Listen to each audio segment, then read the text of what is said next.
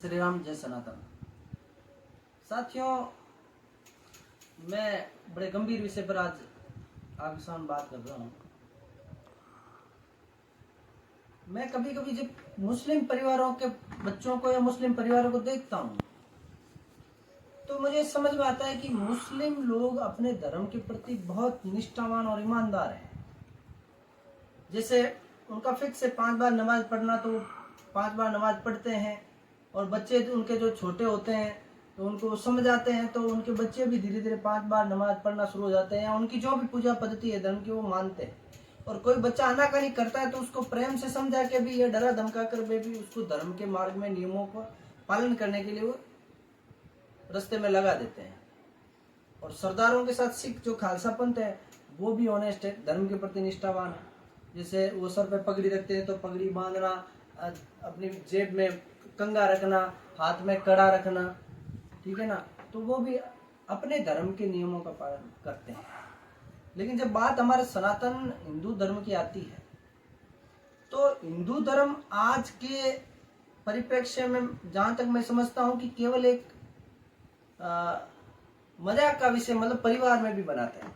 जैसे मान लीजिए बुजुर्ग पिताजी हैं या दादाजी हैं, वो रोजाना सुबह शाम आरती करते हैं, हवन करते हैं, तो बच्चे उस समय घर में टिकते नहीं है, बाहर भाग जाते हैं। पाश्चात्य संस्कृति की तरफ ज्यादा उनका झुकाव है।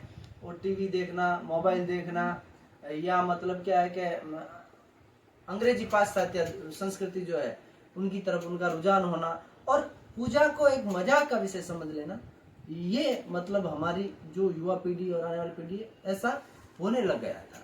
अब तो काफी सुधार है धीरे धीरे, लेकिन अब हमें जो है सुधरना पड़ेगा।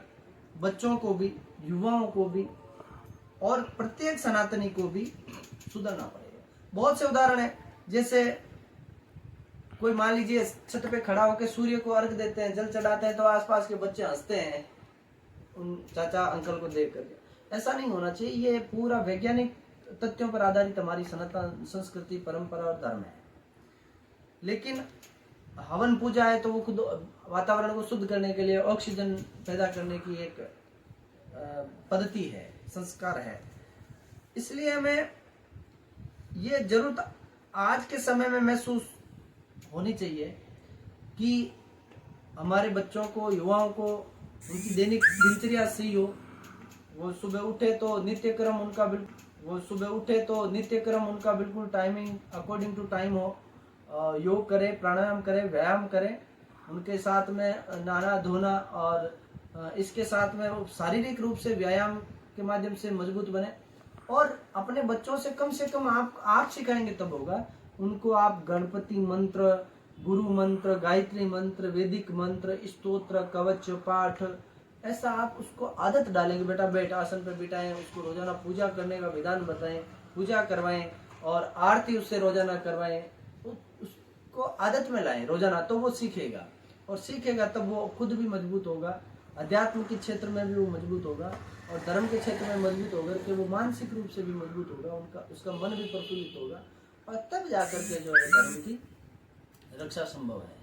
इसलिए हमें अब धर्म के प्रति ईमानदार और निष्ठावान होना पड़ेगा। और जो पाश्चात्य संस्कृति दिमाग में घुसी हुई है उसको बाहर निकाल के हमारे हिंदू सनातन संस्कृति को अपना करके एक मैच्योर युवा, मैच्योर व्यक्तित्व पैदा करना पड़ेगा संस्कारों के द्वारा। यही बात मैं आज आपसे करने के लिए आया था। जय श्री राम, जय सनातन, जय हिंद, धन्यवाद।